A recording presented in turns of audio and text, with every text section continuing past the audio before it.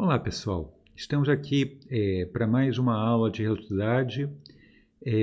Então, na última aula nós começamos a falar do eletromagnetismo e começamos a mostrar como diferentes quantidades do eletromagnetismo podem ser vistas como componentes de quadrivetores e quadritensores de Lorentz. Nós também vimos que essas duas equações de Maxwell homogêneas são equivalentes a essas duas equações aqui, onde a gente escreveu o campo elétrico e magnético em termos do potencial escalar e potencial vetor. E a partir dessa equação a gente viu que essas duas equações são equivalentes a essa equação aqui, onde a gente escreveu o chamado tensor do campo eletromagnético em termos do quadripotencial A, sendo que as componentes desse tensor do campo eletromagnético são o campo elétrico e o campo magnético, como eu escrevi aqui. Tá? E a gente também, no final da aula, mostrou que o fato do campo, o tensor campo eletromagnético poder ser escrito dessa maneira é equivalente a falar que ele satisfaz a essa equação daqui, que é chamada a equação de a identidade Bianchi. Bom, o que a gente vai começar a mostrar na aula de hoje é que essa equação daqui é exatamente equivalente a essas duas equações de Maxwell. Tá? Quando a gente pega, eu vou mostrar que aqui, na realidade, eu tenho um conjunto lá de 4 equações, e essas 4 equações, em componentes, né, são equivalentes a essas equações. Agora, antes de falar sobre isso, quer dizer, como aqui dessa equação eu tenho o tensor dual ao F-mini, eu tenho que pegar, eu tenho que mostrar quais são as componentes desse F-mini dual. Né? E para fazer isso, antes de fazer isso, como nesse tensor eu tenho aquele epsilon, o epsilon alfa beta gama, né? Eu tenho que, bom, falar algumas propriedades dele. Quer dizer, em geral, eu acredito que eu falei isso quando a gente falou sobre esse tensor epsilon mini. A gente usa a convenção de que a componente epsilon 0, 1, 2, 3 é igual a 1. Em geral, essa a convenção que a gente usa, e uma vez que você fixa essa componente, todas as outras componentes ficam fixadas, porque todas as outras você pega a partir dessa, a partir de permutação desses índices, e todas as outras, as outras componentes que você tem índices repetidos são automaticamente nulas. Né? Então isso, como eu falei, é a convenção que em geral a gente usa para o epsilon em 4 dimensões, né, que esse elemento é mais 1, e a gente vai usar também que para o epsilon em 3 dimensões, o elemento epsilon 1, 2, 3 é igual a 1. E aí, mais uma vez que a gente fixa esse elemento, a gente obtém todos os outros, porque todos os outros você pode pegar por permutação cíclica a partir desse elemento, e mais uma vez, se você tem 2 índices repetidos, você vai obter 0. Né? Bom, como eu falei na última aula, para as quantidades em 3 dimensões, como a gente em 3 dimensões a gente usa a métrica mais 1, mais 1, mais 1, e aí quando você está no sistema cartesiano, e aí nesse caso digamos, não tem diferença entre índice em cima e índice embaixo. Então, para quantidades em 3 dimensões, que a gente não vai diferenciar índice em cima e índice embaixo, eu vou deixar sempre todos os índices embaixo, né? Vou tentar manter essa convenção, tá? Mas para 4 dimensões existe realmente diferença se o índice é em cima ou embaixo, né?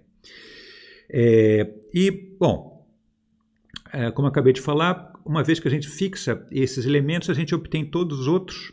E daqui, acredito que seja óbvio para vocês, que implica que se a gente tem essa convenção daqui, isso implica que o epsilon das 4 dimensões, os elementos que têm essa forma, o epsilon 0 ijk, vai ter que ser igual aos elementos epsilon ijk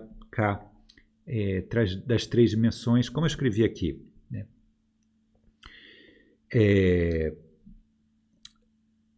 Então, isso, digamos, como eu falei, fixa lá os elementos desses épsilons, e aí, a partir disso, a gente pode obter os elementos, as componentes desse F dual, né? Então, vamos começar pelos elementos da forma epsilon dual 0i, né? Então, pela definição do epsilon dual, isso aqui vai ter que ser 1 meio, quer dizer, do F dual, isso aqui vai ter que ser 1 meio do epsilon 0i, e aí você vai ter necessariamente, sempre quando eu já tenho um dos elementos sendo 0, todos os outros vão ter que ser diferentes de 0, porque se eu tiver mais um desses índices sendo 0, se eu tiver 2 índices sendo 0, o epsilon é automaticamente 0, né? Então, necessariamente, uma vez que eu fixei um dos índices sendo 0, todos os outros índices têm que ser índices espaciais, né? Quando você está em 4 dimensões, né? Então, dessa maneira que esse epsilon vai ser escrito, e aí a gente tem que, usando essa relação daqui, eu tenho que esse epsilon das 4 dimensões vai poder ser escrito dessa maneira, e a gente tem que, usando esse resultado que a gente obteve na aula passada, esse FJK ele vai ser menos epsilon JKL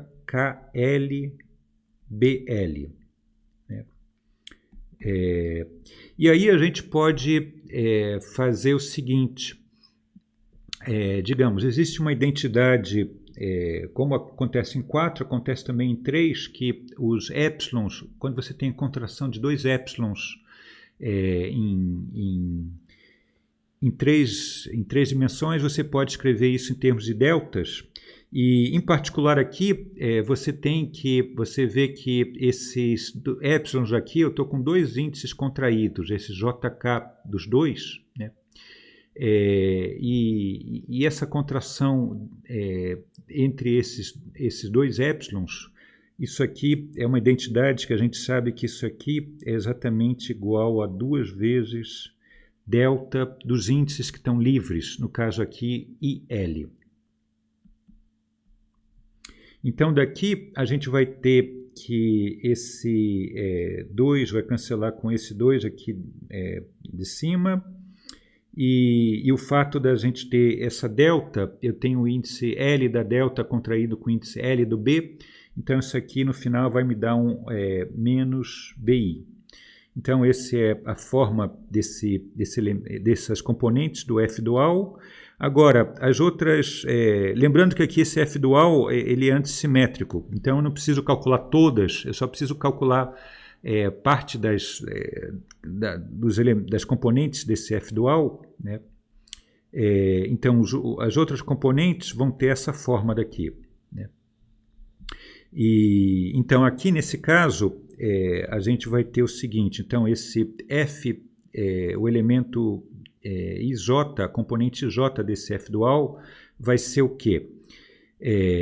Então, necessariamente aqui, eu vou ter, deixa eu colocar aqui explícito, né? A princípio eu teria isso, né? Usando a definição do F dual, né? E agora, como eu sei que esse IJ são necessariamente índices espaciais, então eu vou ter duas possibilidades, quer dizer, eu tenho esse alfa aqui somado e o beta somado. Ou a gente vai, quer dizer, a gente vai ter ou o alfa, o índice alfa é zero, ou o índice beta é zero, né? E se o alfa é zero, necessariamente o beta tem que ser espacial e vice-versa, né? Então, no final das contas, eu vou ter essas duas possibilidades que eu acabei de falar, né?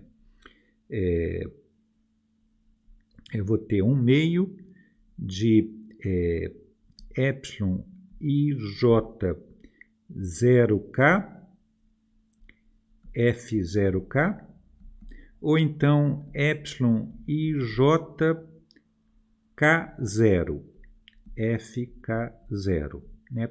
Porque, como eu falei, ou zero é o alfa, ou, quer dizer, ou o alfa é zero ou o beta é zero, né?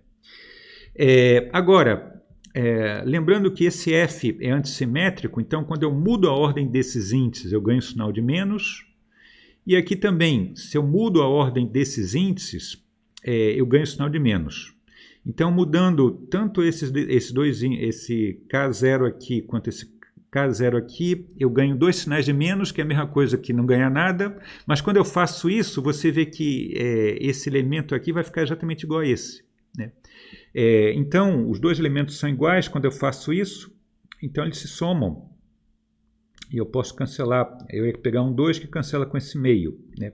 Então, no final das contas, eu vou ficar só com esse elemento daqui, e agora eu posso usar o fato de cada vez que eu mudo a ordem de dois índices vizinhos, eu ganho sinal de menos. Então, quando eu troco o J pelo zero, eu ganho menos, e depois, quando eu troco o zero pelo I, eu ganho outro menos. Menos com menos dá mais. Então, isso aqui vai ficar epsilon 0 IJK F0K. E aqui, mais uma vez, usando o fato que esse epsilon é igual a esse, das três dimensões, então isso aqui vai ficar epsilon IJK, e esse elemento F0K é justamente a componente K do campo elétrico. Então, a gente tem isso, que esse aqui que são os dois elementos, quer dizer, daqui eu tenho todos os possíveis, as componentes desse F dual, né, porque todos os outros eu pego por antissimetria, né, do F dual. Então, portanto, a gente vai ter que o elemento 0i é menos bi, e o elemento ij é epsilon IJK é K, né? E aí você pode escrever esse F dual da maneira matricial, né? Então, o F dual, em termos matriciais, a gente vai ter o seguinte. Então, daqui você pega a linha 0, vai ter menos o campo magnético, né? Vai ser 0 menos B1 menos B2 menos B3. Por antissimetria, eu pego essa primeira coluna, que vai ser igual a isso aqui, só mudando os sinais. Então, vai ser B1, B2 e B3. A diagonal é 0. E os elementos aqui nessa parte aqui desse triângulo, digamos assim, vão ser dados aqui pelo campo elétrico, né? Então, por exemplo, aqui eu tenho o elemento 1, 2, aqui vai ficar 1, 2 e necessariamente o K vai ser 3. E epsilon 1, 2, 3 é 1. Né? Então, o elemento F1, 2 vai ser mais E3. Que é esse aqui. E daí você pode pegar os outros, né? Então aqui você vai ter, esse outro elemento vai ser menos E2 e aqui vai ser mais E1. E aí os outros você pega por antissimetria. Então aqui vai ser menos E3 mais E2 menos E1. Tá? Então esses são os elementos do F dual, e aí a partir disso a gente pode fazer o que eu tinha falado, de mostrar essa relação daqui, que ficou faltando, né? Então, para fazer isso, bom, primeira coisa, então a gente tem que, como naquela equação, essa equação daqui, você tem esse índice livre, e esse índice aqui pode tomar 4 valores, 0, 1, 2, 3. Então, significa que isso aqui, na realidade, corresponde a 4 equações. Né? Ou você tem o caso quando esse índice alfa é 0, ou esse alfa é um índice espacial, 1, 2, 3. Né? Então, você tem que essa equação daqui, F mini alfa dual igual a 0, isso aqui correspondem a 4 equações. E vamos ver então o significado dessas 4 equações. Né? Então, primeiro, quando você tem aquele índice alfa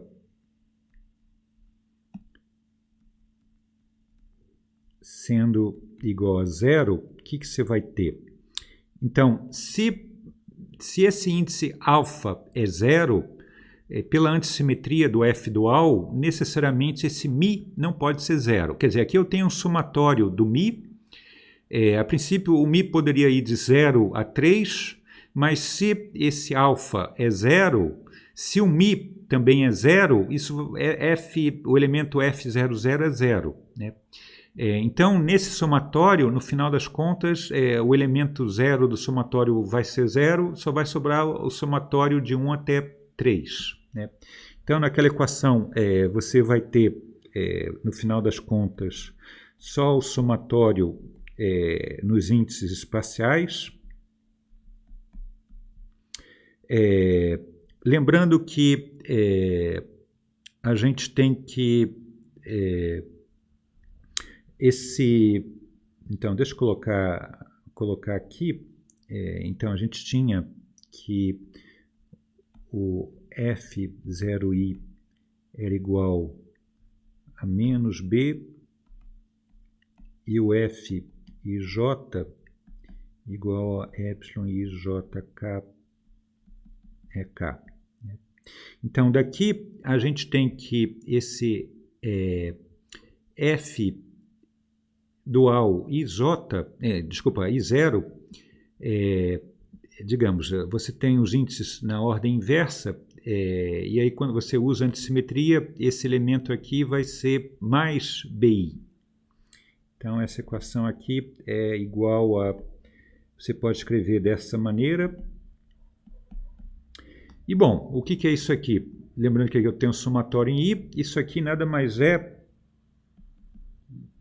do que a divergência do campo magnético. E essa aqui, bom, essa aqui é uma das equações lá, uma das equações de Maxwell. Né? Agora, para o caso quando o alfa é 1, 2, 3, quer dizer, um índice espacial, o que a gente vai ter? Vamos colocar J. A gente vai ter o seguinte... a princípio, se esse alfa aqui é J, Nessa situação, você pode ter esse Mi sendo zero, né? Ou ele também pode ser um índice espacial, né? Então, nessa situação, você tem o Mi pode ser tanto zero ou não, né? Então, a gente vai ter as duas possibilidades naquele somatório. O Mi sendo zero, mais os termos onde o Mi é um índice espacial, né? Lembrando que aqui, mais uma vez, como o índice está somado, significa que tem um somatório aqui nesse índice I. E bom, agora a gente usa, bom, primeiro a componente zero dessa derivada é 1 sobre C derivada temporal, e esse elemento, o elemento zero, a componente 0j do f dual, a gente viu que é menos a componente j do campo magnético, né? Então aqui vai ficar menos bj. E aí depois eu vou ter esse termo aqui. Então isso aqui vai ser a componente ij do f dual, é isso aqui. Bom, o epsilon é constante, então ele vai para fora, dessa derivada. Então a gente vai ter aquele epsilon ijk dessa derivada com índice I, e eu vou ter lá a componente K do campo elétrico. Esse índice que está aqui é exatamente igual ao último índice do epsilon. Tá legal? Com sinal de mais, isso aqui igual a zero, né? Agora, você vê que isso aqui é quase o rotacional. Ele não é exatamente rotacional porque esses índices aqui não estão na forma como você define o rotacional, né? Quer dizer, se a gente muda a ordem desses índices, eu tenho que colocar, para isso aqui ficar o rotacional, a componente J do rotacional, eu tenho que mudar a ordem desse índice I com J, né? E quando eu faço isso, então mudando a ordem desses dois índices, a gente vai ter o seguinte, então a gente vai ter J, I, K, mas quando eu mudo a ordem desses índices, eu ganho o sinal de menos, né? Então a gente fica com isso. E aí, bom, aí tudo bem, aí eu posso multiplicar tudo por menos 1, então vai ficar mais e mais. E aí você vê o seguinte, o que é esse termo aqui? Como eu falei antes, esse termo aqui é a componente J do rotacional. Então a gente vai ter essa equação aqui, vai ser a componente J do rotacional de E, né? Isso aqui é a componente J desse rotacional, e isso aqui é a componente J da derivada do campo magnético, né?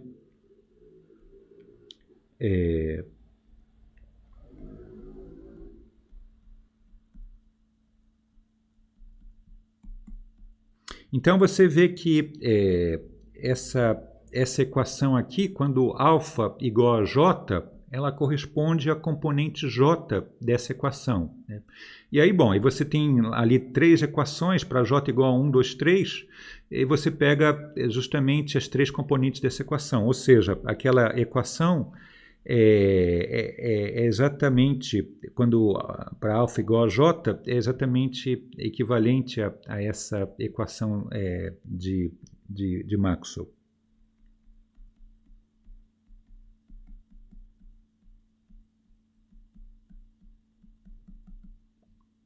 Tá legal? Então, daqui a gente mostra que, de fato, aquela identidade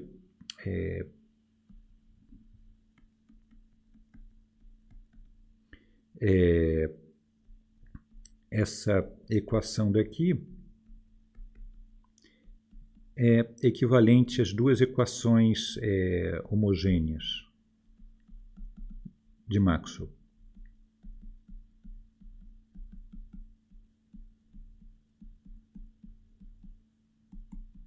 Ok? Agora, vamos ver como a gente escreve as outras duas equações de uma maneira também tensorial, né? Então, lembrando que a gente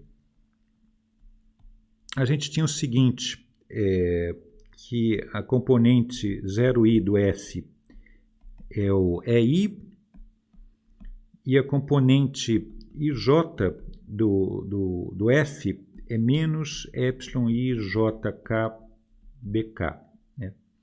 Então, a gente tem, digamos, essa equação de Maxwell, que a divergência do E é 4πρ.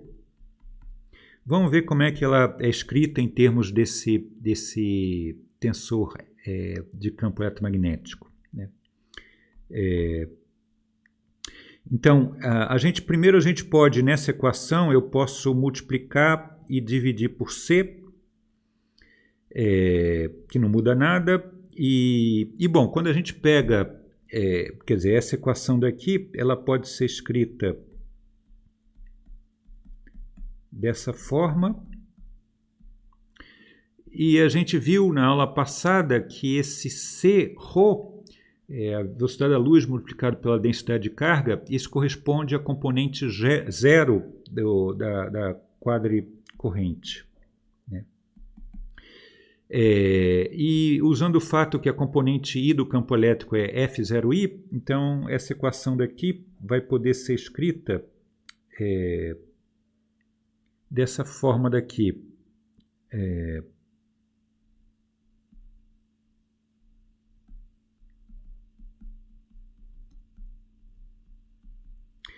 Agora, a gente pode fazer o seguinte, eu posso primeiro mudar a ordem desses dois índices.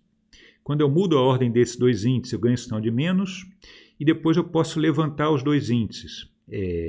Então, quando eu levanto o índice I, eu ganho um outro sinal de menos, e quando eu levanto o zero, eu não ganho nada, né? Então, mudando a ordem dos índices e levantando os dois, eu vou ganhar dois sinais de menos, que é a mesma coisa que não ganhar nada, né? Então, a gente ganha, a gente fica com essa equação, vai poder ser escrita dessa maneira.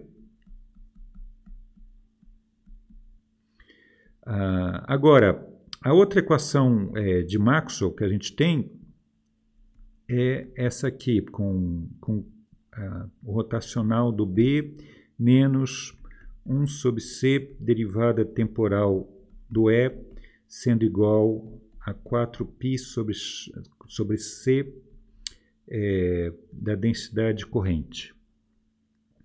Então, vamos ver como essa equação se escreve. Então, eu vou pegar, digamos, vou chamar da componente I.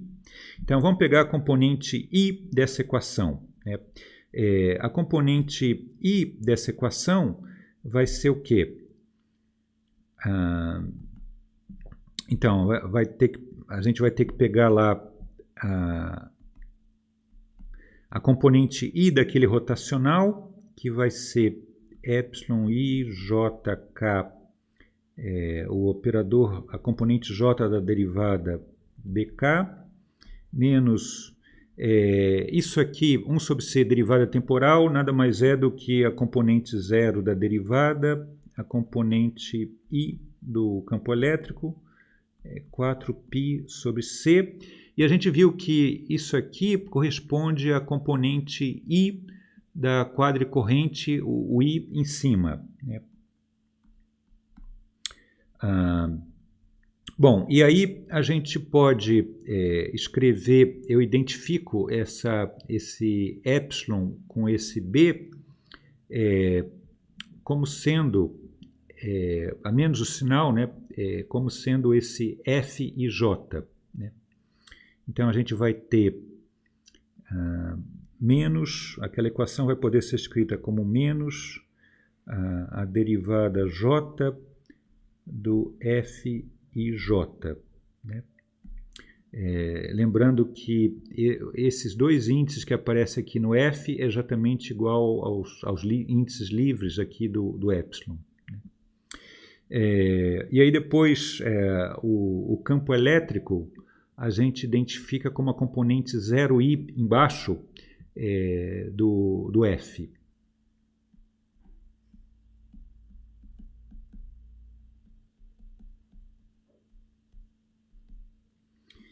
E aí a gente pode fazer o seguinte, eu posso levantar agora todos os índices, né?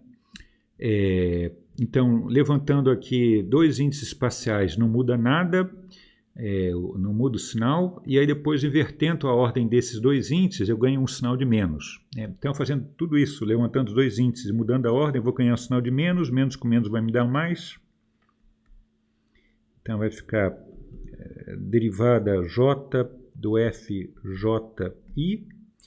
E aí, aqui nesse termo, eu levanto o zero, não ganho nada. Eu levanto o I, ganho o sinal de menos. Que junta que com esse outro sinal de menos, menos com menos vai me dar mais. Eu vou colocar aqui do lado esquerdo. Bom, aqui eu não vou precisar mudar a ordem dos índices, né? Então a gente fica com uma equação desse tipo. Mas aí você vê, eu estou aqui com esses índices aqui 0, 0 e depois JJ repetido, né? Tem um somatório aqui. Então tudo isso aqui eu posso escrever dessa maneira compacta, né? Isso aqui vai ser a derivada Fmi, o derrom de Mi, Fmi I igual a 4π sobre CJI. Então a gente vê o seguinte, essas duas equações que estão aqui, tanto essa quanto essa aqui é a componente 0 e essa aqui é a componente com I igual a 1, 2, 3 da mesma equação, né? Então essas duas equações você pode escrever de maneira compacta exatamente assim com esse índice I. Digamos, eu posso substituir essas duas equações por essa aqui. E quando esse índice Ni for zero, corresponde a essa equação que é igual a essa equação de Maxwell, e quando o Ni igual a 1, 2, 3, a gente pega essa equação que é equivalente a essa equação de Maxwell, né? Então, isso aqui é equivalente àquelas outras duas equações de Maxwell.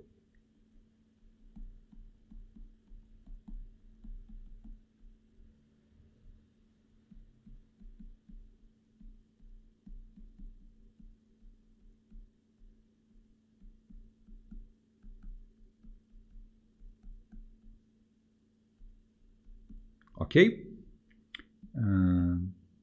Então daqui a gente conseguiu mostrar que realmente todas as equações de Maxwell elas podem ser escritas nessa forma tensorial, lembrando que aqui a gente está usando o chamado sistema gaussiano, né? Então, em resumo, a gente tem que as equações de Maxwell vão poder ser escritas dessa maneira no sistema gaussiano, e essa última equação ela é equivalente a dizer que esse F-mini pode ser escrito em termos do quadro potencial dessa forma, tá? Vocês veem que é uma maneira muito mais compacta de escrever as equações de Maxwell, e também usando esse formalismo, todos os resultados que você pega usando esse formalismo são muito mais diretos, e as deduções também são bem mais compactas, né? Então, por exemplo, dessa equação 1, a gente tira o seguinte: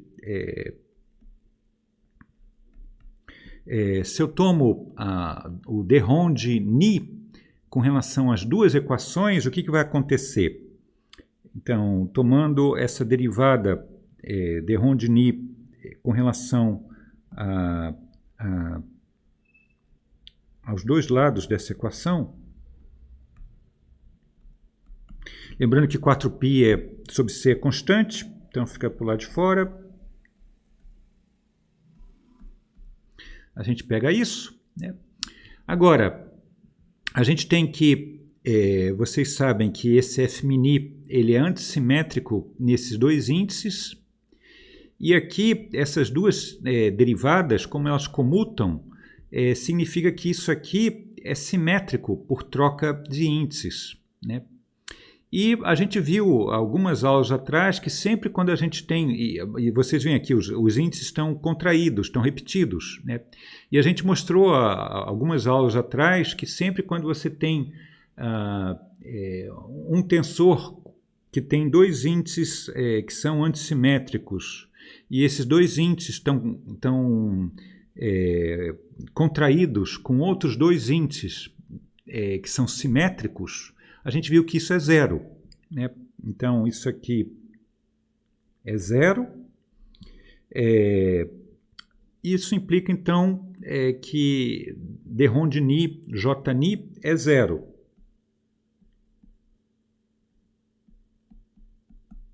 Mas a gente viu na aula passada que isso aqui é justamente a forma tensorial de escrever a equação da continuidade.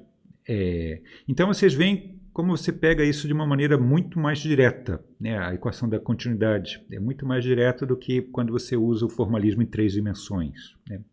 Além disso, a simetria de Gauge, que a gente viu também na aula passada, a gente viu que essa simetria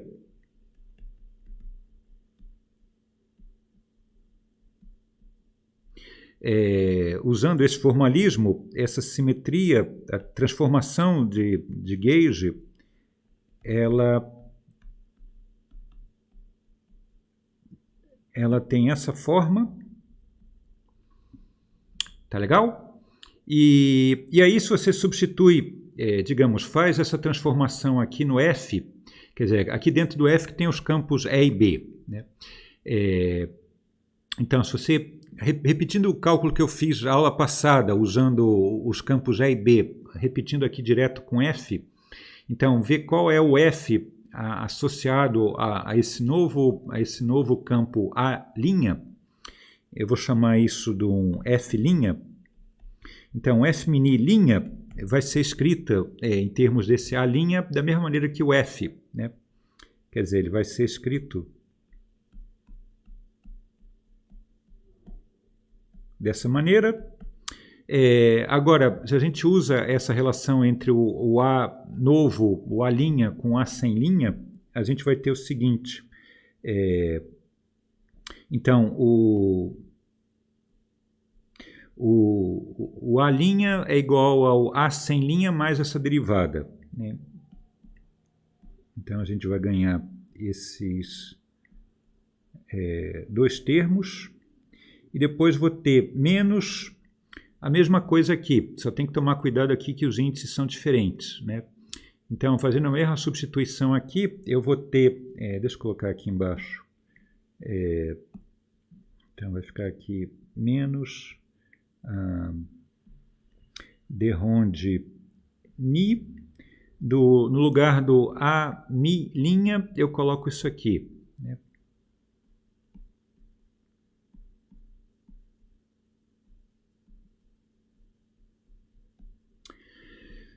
Mas aí vocês veem o seguinte, esse termo aqui, usando o fato que as derivadas comutam, esse termo aqui é igual a esse, então a gente pode, com tensão de menos, eu cancelo os dois termos, então a gente fica com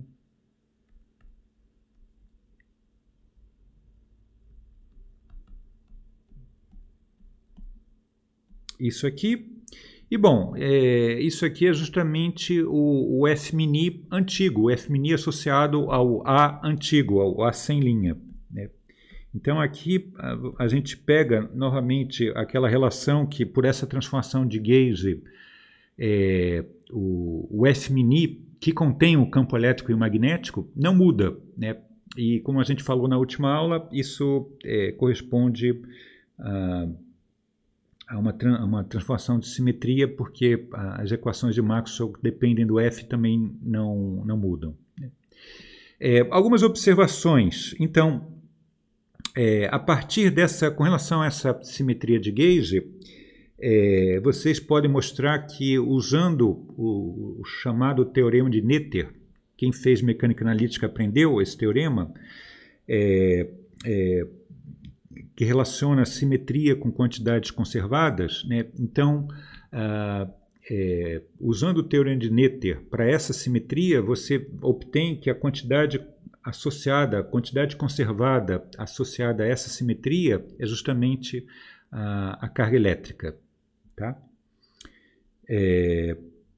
Uma outra observação é a seguinte: se a gente define, digamos, eu tenho aquele alfa daquela transformação de Gauge, e se a gente escreve, eu defino aqui um G que é igual à exponencial daquela função alfa, que pode variar no espaço e no tempo, né?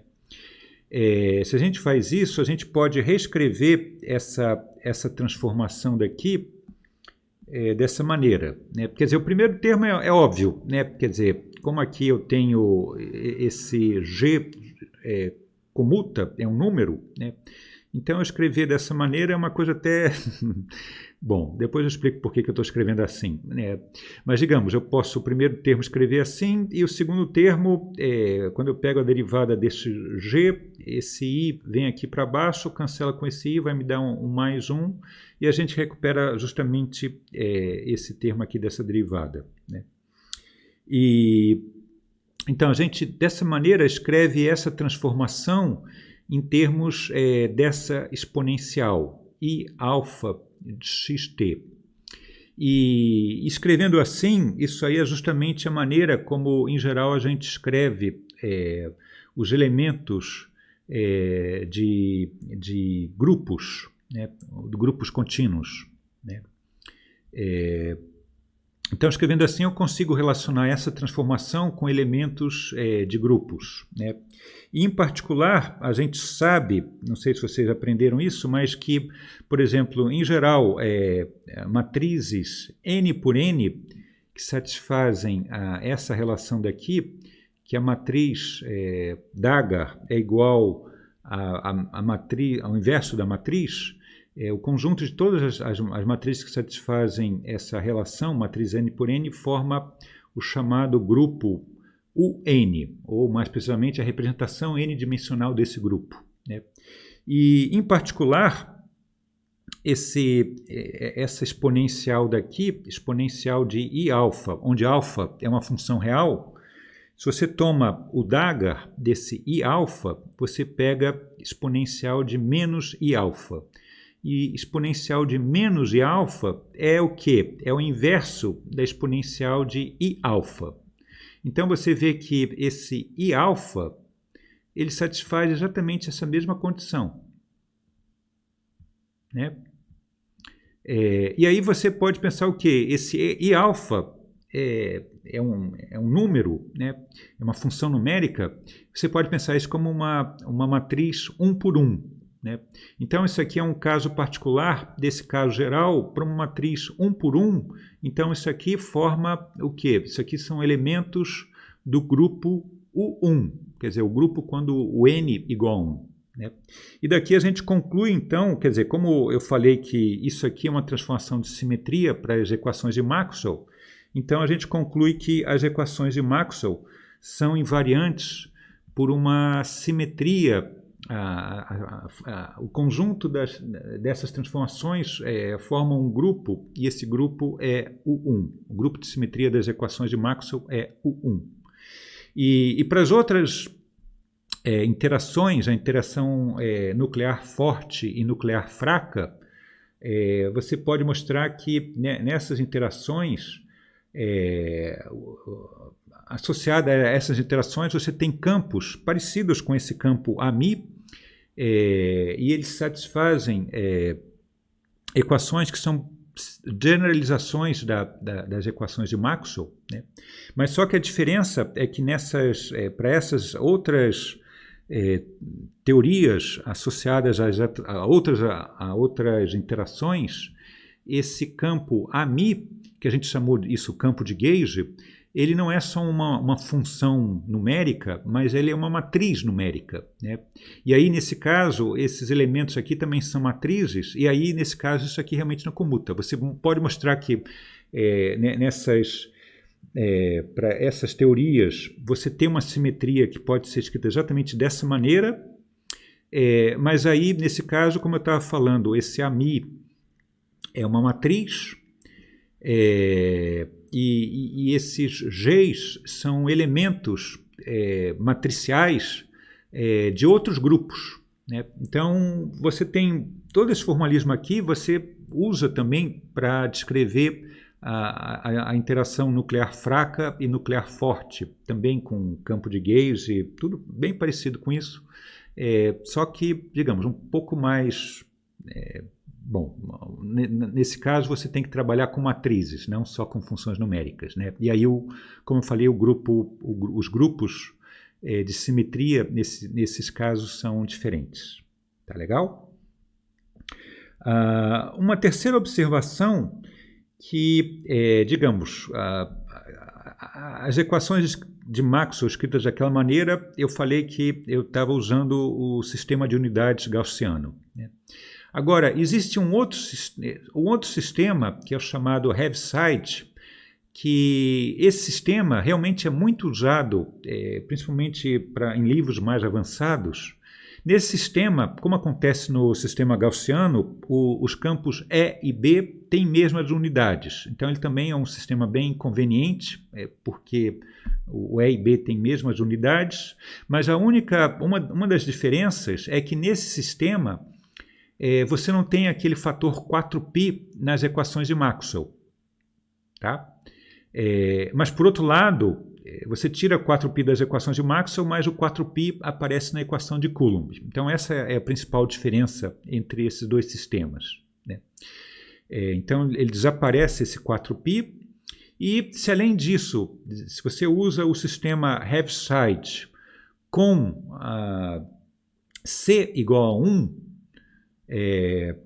aí, nesse caso, além do E e B terem as mesmas unidades, o tempo e o espaço, as coordenadas de tempo e espaço também vão ter mesmas unidades. Então, as equações ficam ainda mais simétricas, né? E aí, quando você usa essas duas Heavisides com C igual a 1, você já aparece tanto com 4π quanto com C, né?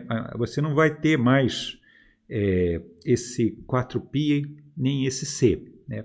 Então, nesse sistema, as equações de Maxwell ficam dessa maneira, que é mais compacta ainda, não tem nem aquele fator 4π sobre C aqui, tá?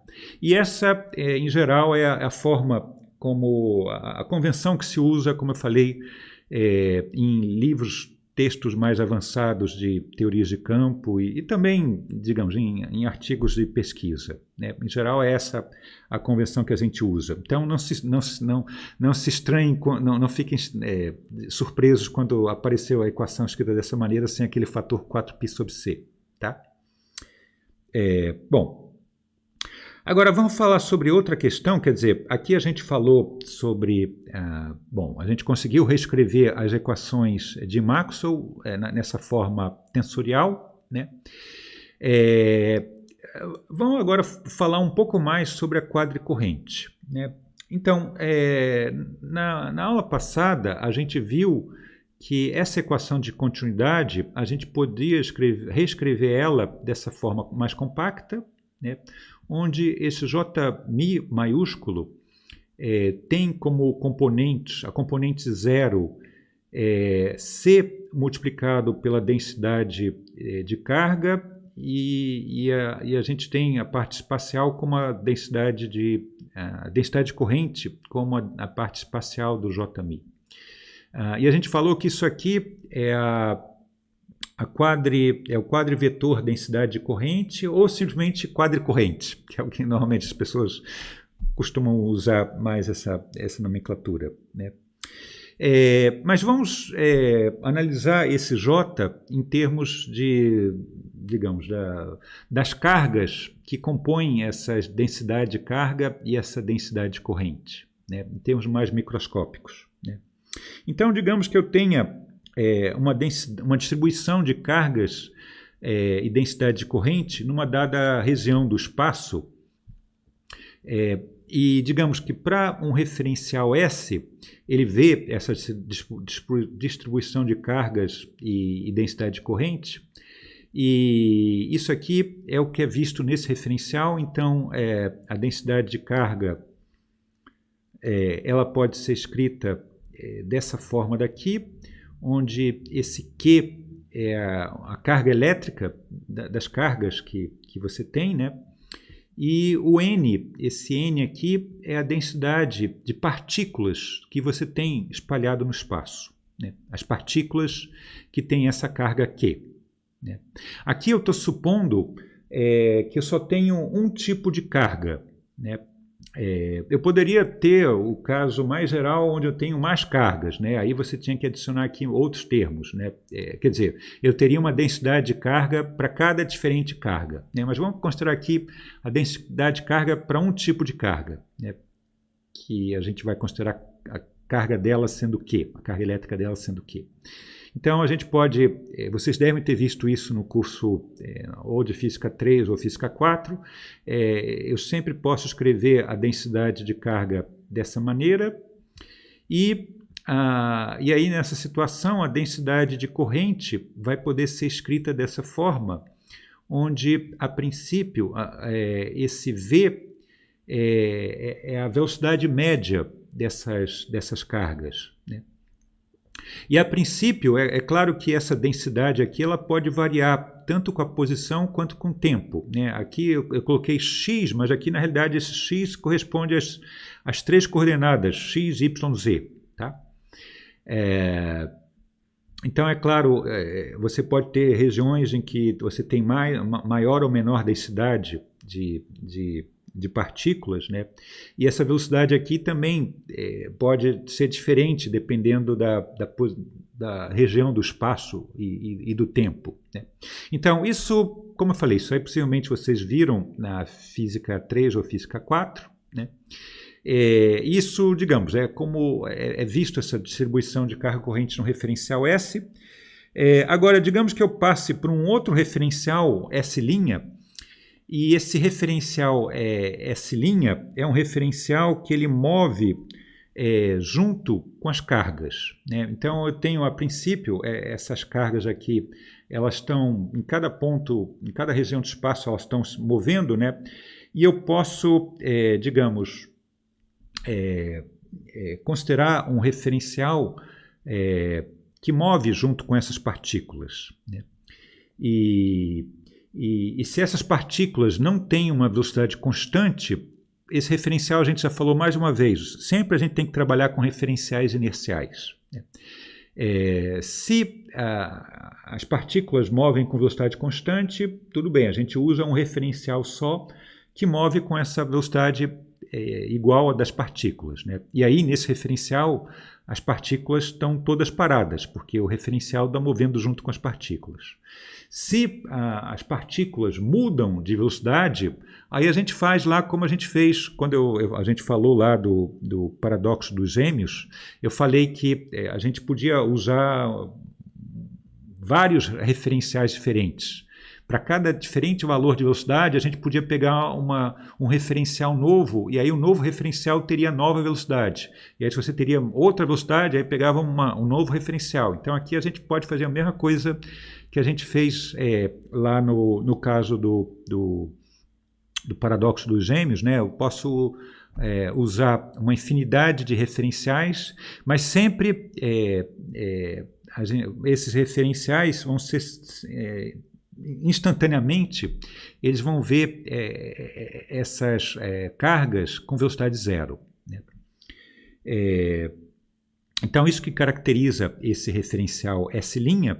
E aí, nesse referencial, como eu tenho, digamos, esse referencial, ele move ele tem uma velocidade com relação ao referencial sem linha, então vocês sabem bem, quando você passa de um referencial para um outro em movimento, o comprimento dos corpos, em geral, muda, né, na direção do movimento, né? Então, você tem uma diferença entre, digamos que essas cargas, tanto vistas, obviamente você vê as mesmas cargas num referencial ou em outro, né?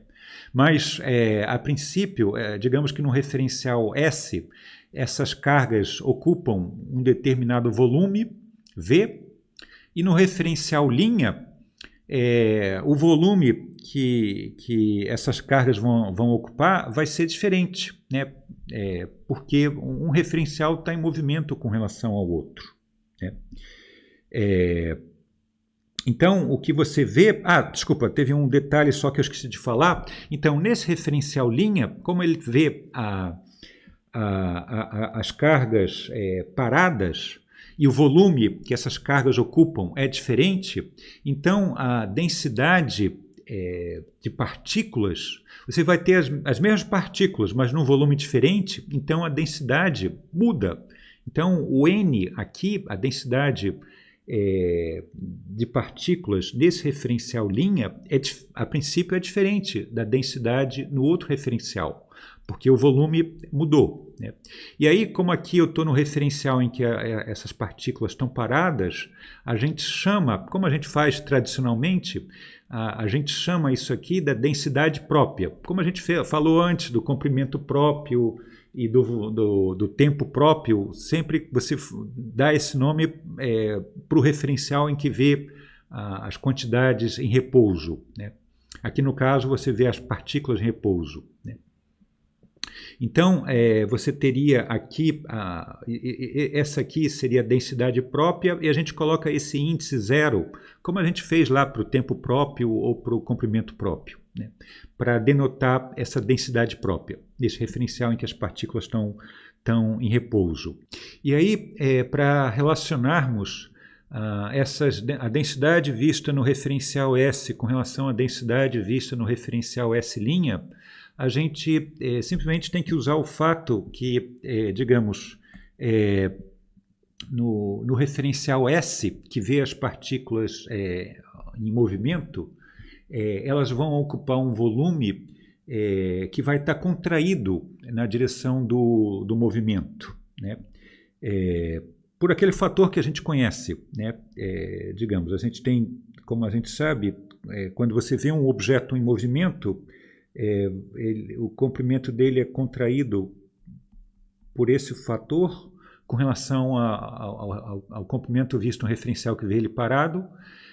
Então, S vai ver, digamos, essa contração na direção do movimento, do volume que essas partículas ocupam. Portanto, digamos, o volume que essas partículas ocupam, visto no referencial S, vai estar contraído com relação ao volume que essas partículas ocupam, visto no referencial S', por esse fator, né? Mas, digamos, são as mesmas partículas que são vistas tanto no referencial S quanto no S', né? E como no S são as mesmas partículas, mas o volume é reduzido por esse fator daqui, então o que vai acontecer é que a densidade vai ser aumentada pelo mesmo fator, né? Então,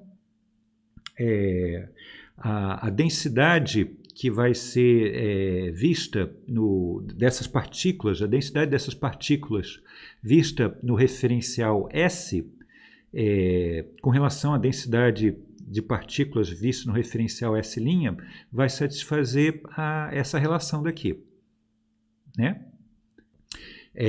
Então, a gente vai ter aqui que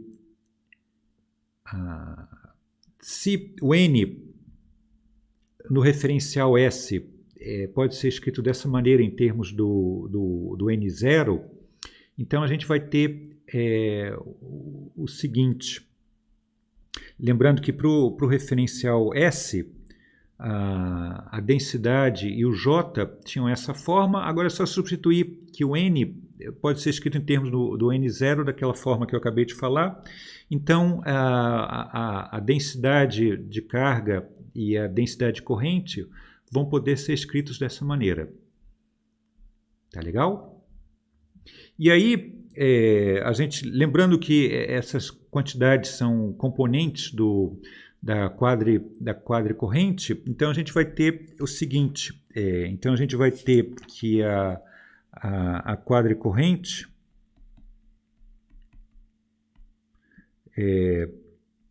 as componentes da quadricorrente a gente vai poder reescrever dessa maneira daqui. Essas aqui que eram as componentes. Agora, como o Rho e o J podem ser escritos dessa maneira, então a gente vai ter o seguinte, a gente vai ter C, e eu já vou usar o fato que 1 sobre essa raiz é o gama, né? Então eu vou ter C, que um fator gama N0. Né? Isso aqui que vai ser a forma como a gente escreve o C-Rho, né? E aí depois para o J a gente vai ter, bom, aquele gama, depois eu vou ter lá o Q N0V.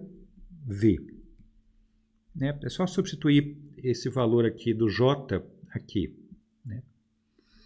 E bom, você vê que aqui, nesses termos aqui, eu tenho, a princípio, esse CQN0, ele aparece nas duas componentes, eu posso colocar em evidência. Né? Então, eu vou ter aqui, desculpa, o C não, o Q e o N0. Né? Então, a gente vai ficar com gama C, gama V. E não sei se vocês reconhecem, mas o que é isso aqui? Isso aqui são as componentes da quadrivelocidade. Né? Então, isso aqui são as componentes do UMI. Né? Então, a gente conseguiu relacionar o J com o UMI, lembrando que esse V aqui é a velocidade média das partículas, né, das cargas elétricas. Né? Então, esse UMI seria, digamos, a quadrivelocidade média dessas cargas. Né? Então, a gente, de maneira geral, a gente pode escrever que o Jμ, a densidade, a quadricorrente, pode ser escrita dessa maneira.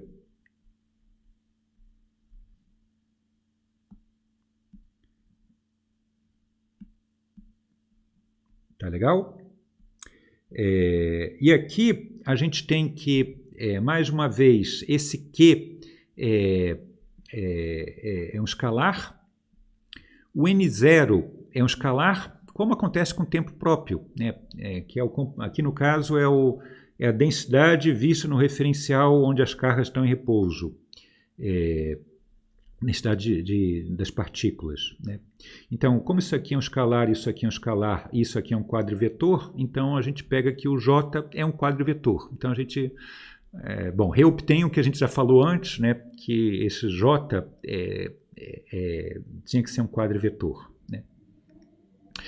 Mas aqui a gente obteve como esse J é escrito em termos das cargas que compõem essa densidade de carga e essa densidade de corrente numa região do espaço. Né? Bom, daqui a gente obtém uma outra relação. A gente obtém que, se a gente pegar o produto escalar Jμ, o que a gente vai pegar? Bom, eu vou pegar esse Q ao quadrado, N0 ao quadrado, o Mi. Mas a gente viu que o Mi é igual a C quadrado. Né? Então, daqui a gente tira aqui, então isso aqui é C quadrado. Então, Jμ é igual a Q quadrado, N0 quadrado, C quadrado.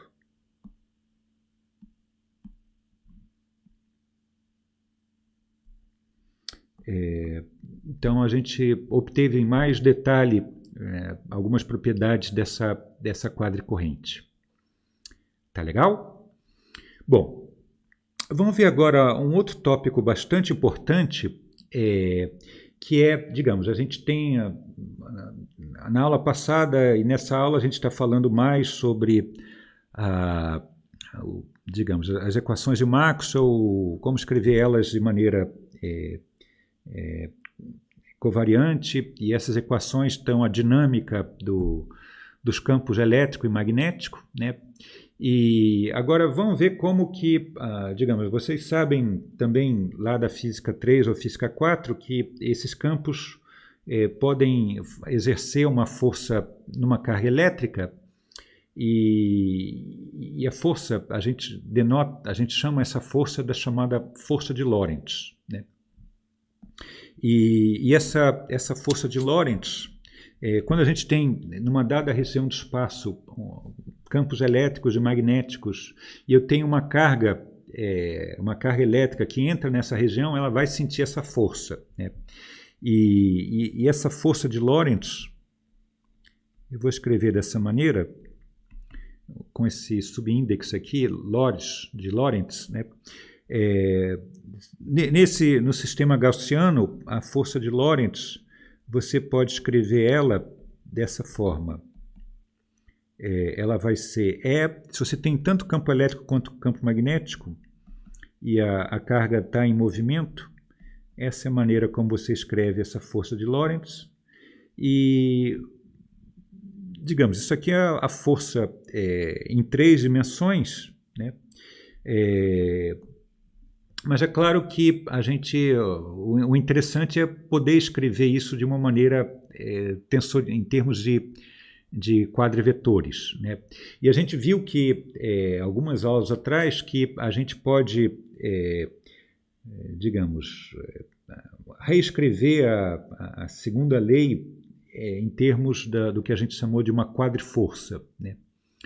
E aí, usando quadriforça, a quadriforça é um quadrivetor de Lorentz, e aí quando a gente usa isso, a gente pode trabalhar com todo esse formalismo tensorial.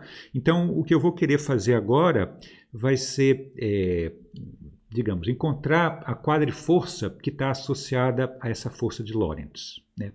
Então, só lembrando o que a gente viu então há algumas aulas atrás, a gente viu que, em geral, uma quadriforça, a gente viu algumas aulas atrás que as componentes dessa quadriforça, que eu uso essa notação desse F caligráfico, a parte espacial tem essa forma daqui,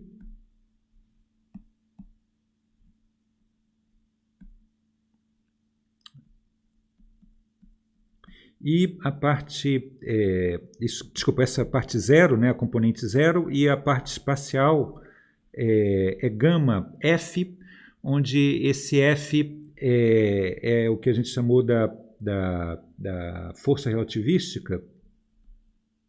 E aqui eu estou usando uma notação um pouco diferente, então, onde F é a derivada do momento relativístico com relação ao tempo. Isso aqui é a força, é o que a gente chamou da força relativística.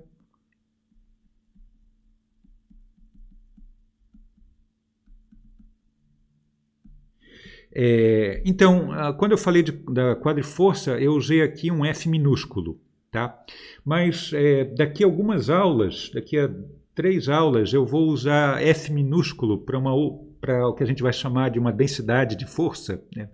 Então, para não causar confusão, eu vou, a partir de agora, usar a notação F maiúsculo para força relativística, tá? Então, eu vou mudar a minha convenção do que eu usei há algumas aulas atrás. Então, a gente vai usar F maiúsculo para força relativística, que, como a gente viu algumas aulas atrás, é a força que, como é a segunda lei de Newton, né, que é responsável pela pela mudança do momento da partícula, mas aqui no caso pode ser incluindo no caso relativístico, do momento relativístico, né? Então, o que eu vou querer fazer agora vai ser encontrar, escrever a forma de uma quadriforça que tenha componentes dessa maneira, onde esse F que está aqui, onde essa força relativística é exatamente a força de Lorentz. Tá? Então, isso que eu quero encontrar agora. Eu quero encontrar uma forma explícita de um F, uma quadriforça, que tenha essa forma onde esse F é o F de Lorentz.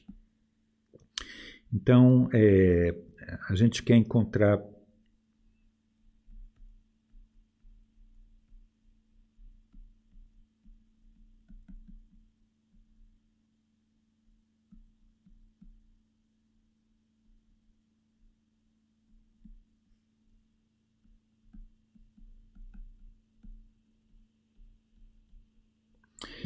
e agora mais uma propriedade que essa quadriforça satisfaz, em geral, a gente viu que ela também, em geral, ela satisfaz essa propriedade, o produto escalar do F com a quadrivelocidade é zero, né? Então, a gente viu que o F ele satisfazia esse vínculo, né? Então, vamos ver como é que a gente pode encontrar esse F.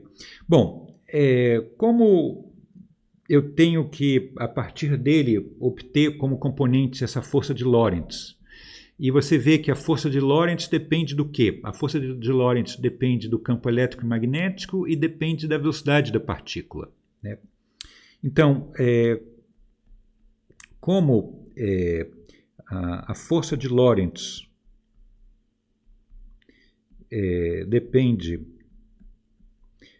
dos campos E e B e depende da velocidade, e a gente sabe, quer dizer, isso são vetores em 3 dimensões. Agora, em 4 dimensões, E e B, eles são componentes do F'.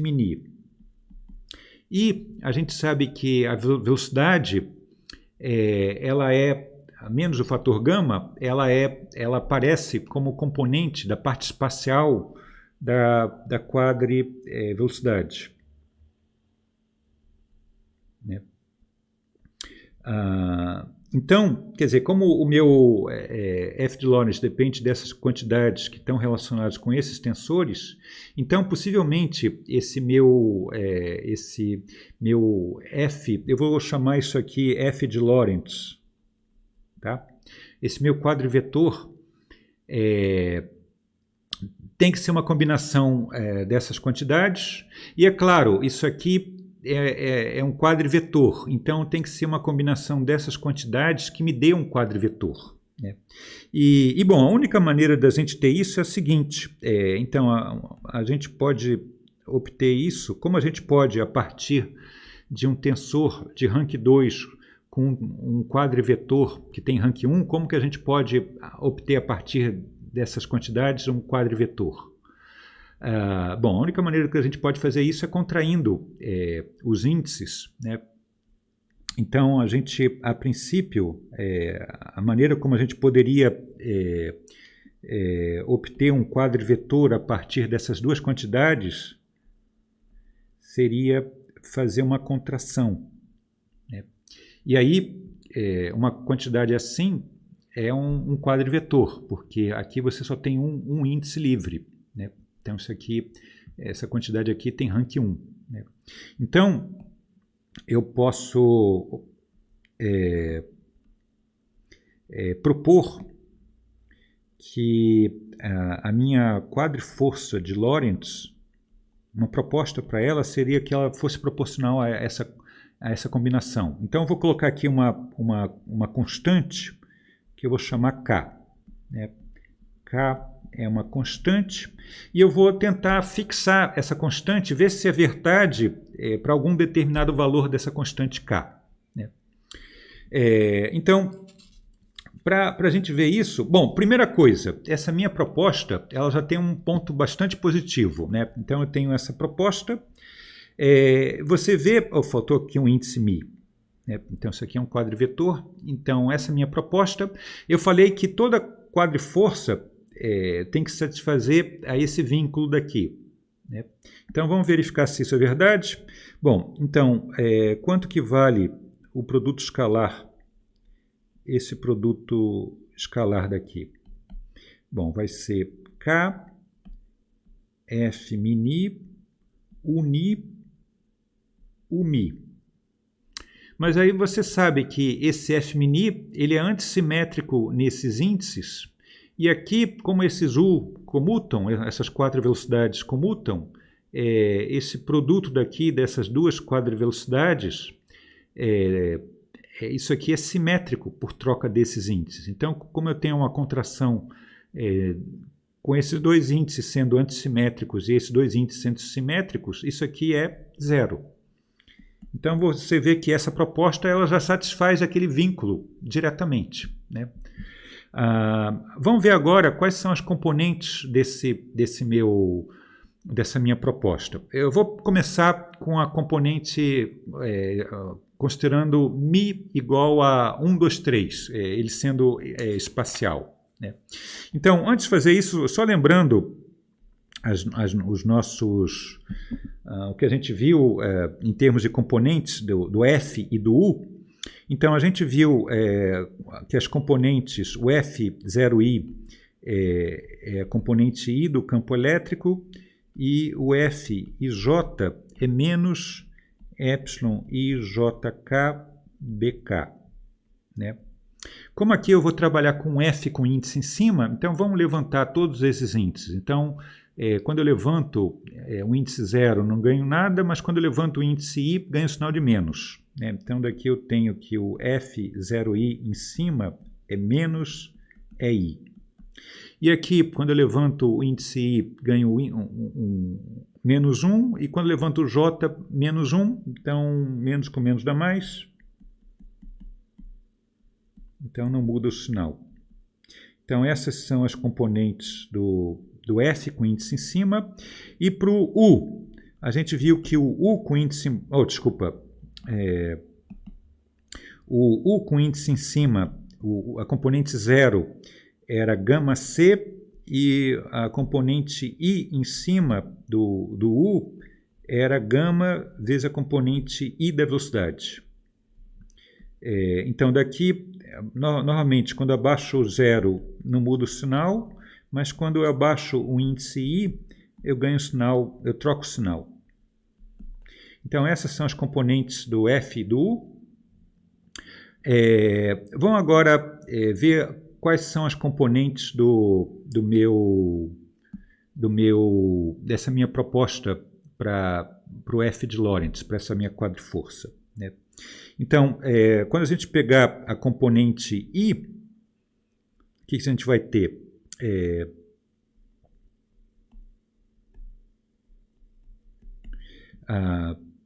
Então, pegando a componente I disso aqui, então significa que esse primeiro índice aqui vai ser I, o Ni está somado, a princípio se aqui for I, o Ni pode ser 0 ou pode ser um índice espacial, né? Então, a princípio eu vou ter as duas possibilidades, né?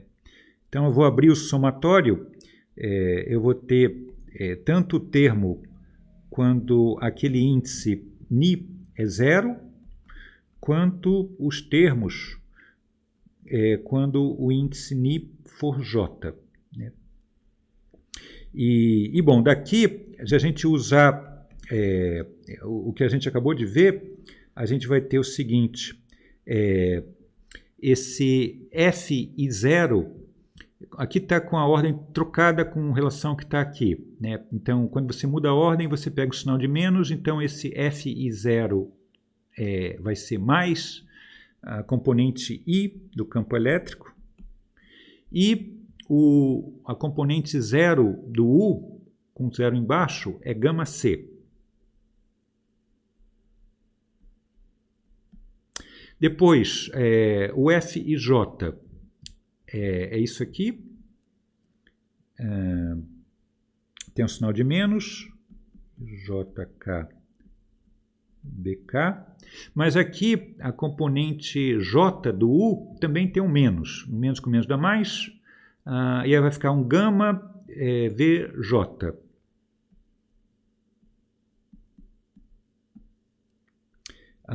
Bom, e aí daqui vocês veem o seguinte, eu vou colocar o gama em evidência e eu vou colocar o C em evidência. Né? Então vai ficar gama QC com essa componente E. Depois aqui vai ficar epsilon. E esse termo aqui, digamos, para isso aqui ser o produto vetorial desses dois vetores, eu tenho que colocar isso aqui na ordem contrária. O B e o V, eles têm que estar na ordem contrária para você poder escrever isso aqui como um produto vetorial. Então, isso aqui vai ficar IJK, VJ, BK. Lembrando que, como eu coloquei um C aqui em evidência, eu tenho que dividir isso aqui por C, esse termo. Né? Agora, vocês veem o que é isso aqui? Isso que está entre parênteses. Isso aí é a componente I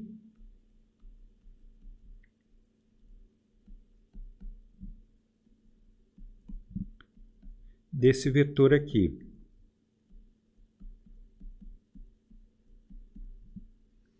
Né? Quer dizer, o que é a componente I disso? É justamente isso aqui. Né? E aí vocês veem o seguinte, para que isso aqui, a princípio a componente I de uma quadriforça tem que ser gama vezes a força relativística. Né? E você vê que isso aqui é praticamente como é que se chama? A força de Lorentz. A única questão para isso aqui ser a componente I da força de Lorentz, isso aqui tem que ser a constante que aparece aqui, tem que ser o quê? A carga elétrica. Né? Então, a gente vai ter que isso, para a gente recuperar a força de Lorentz, esse produto aqui tem que ser a carga elétrica. Então, a gente pega que aquela componente I da quadriforça vai ser gama vezes a componente I da força de Lorentz. Vou colocar assim.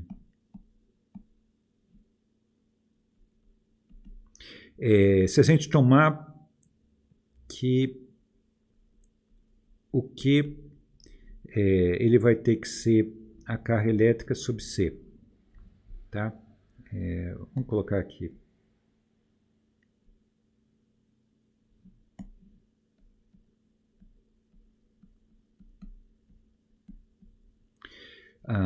Então, você vê que a gente recupera justamente o que a gente deveria ter, se a gente identificar a constante dessa maneira.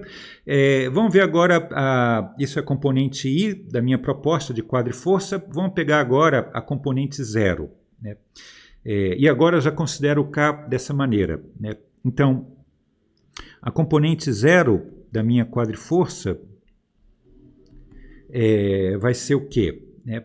Lembrando lá, quer dizer, agora eu vou considerar o meu K tendo essa forma.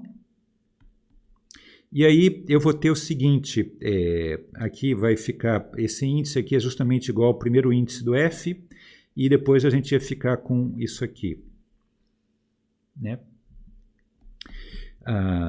Mas, a princípio, bom, como esse F é antissimétrico por troca desses índices, significa que o elemento F00 é zero. Né? Então, no final das contas, nesse somatório, quando ni igual a zero, dá zero. Então, no final, só vai sobreviver nesse somatório o somatório na parte espacial. Né? Então, só vai ter F0i, UI. E aí, quanto que vale isso aqui? Né? Então, o F0i, com índice em cima, é igual a menos o campo elétrico, né? E o UI é menos gama V, né? O I embaixo, né? Então, eu vou ter menos com menos dá mais, QC, como eu falei, aqui vai ser o campo elétrico, a componente I do campo elétrico, e para o UI eu vou pegar um gama vezes a componente I da velocidade, né? Isso aqui vai ser, isso aqui nada mais é que o produto escalar do campo elétrico com a velocidade, né? Aí você a princípio pode falar, puxa, mas isso aqui parece que não tem nada a ver com a força de Lorentz, né? Mas não é verdade. Então, eu posso reescrever isso aqui da seguinte maneira. Então, isso aqui eu posso escrever dessa maneira. Vamos colocar um Q aqui.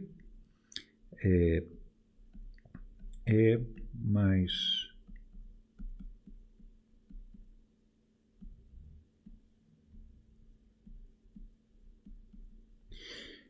então, você vê que pelo fato disso aqui, nesse produto vetorial ter o V, então é claro que esse vetor que você pega desse produto vetorial escalar com V dá zero. Então, daqui para cá, a única coisa que eu fiz foi introduzir esse termo, que é zero, né? Mas aí fazendo isso, você vê que tudo isso que está aqui nada mais é do que a força de Lorentz.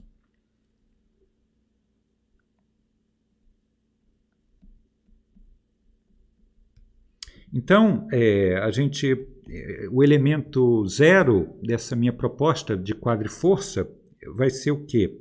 Vai ser gama multiplicado pelo produto escalar da força de Lorentz com a velocidade dividido por C, né? Isso que é a componente zero dessa minha proposta de quadriforça. E você vê que, em geral, uma quadriforça, a componente zero da quadriforça tem que ter exatamente essa forma, né? Então, você vê que tanto a nossa parte espacial quanto a nossa parte temporal da nossa proposta de força de Lorentz, ela tem exatamente as componentes da forma como a gente quer, sendo que o F, a força relativística, ela é justamente a nossa força de Lorentz. Então, a gente tem que, portanto, a gente chama de fato isso aqui da quadriforça de Lorentz.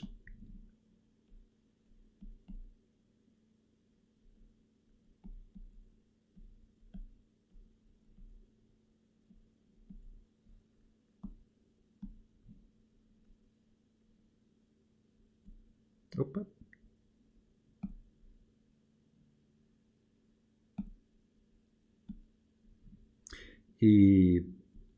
Então, isso aqui é chamada de quadriforça de Lorentz.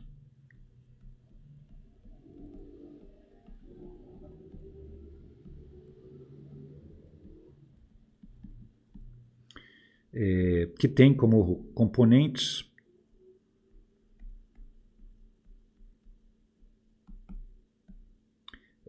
essas componentes que a gente acabou de ver, né?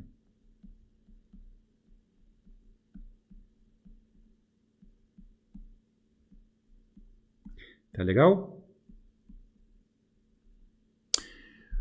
Bom, então tá. Então eu vou parar por aqui bom, próxima aula a gente vai falar sobre a transformação dos campos elétrico e magnético. Tá legal? Bom, então tá. Então a gente se vê na próxima aula. Até mais então.